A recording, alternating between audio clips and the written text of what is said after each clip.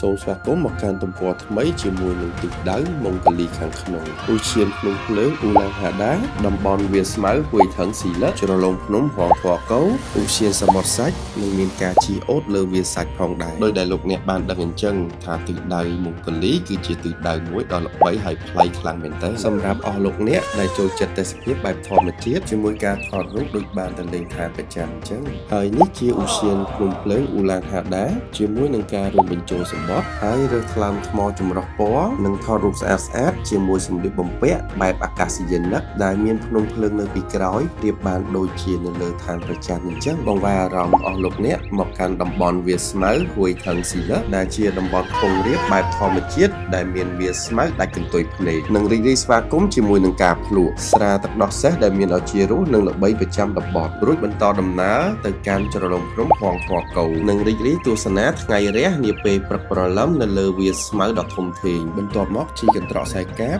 និងជិះរទេះភ្លើងគយគន់ទេសភាពដែលមានព្រៃឈើអមសងខាងជាមួយជ្រលងភ្នំដ៏វែងមិនត្រឹមតែប៉ុណ្ណោះទៅលេងនិងទស្សនាកម្សាន្តនៅឧទ្យានសមុទ្រសាច់ដ៏ធំល្វឹងល្វើយនិងរួមបញ្ចូលការជិះអូតជិះសេះ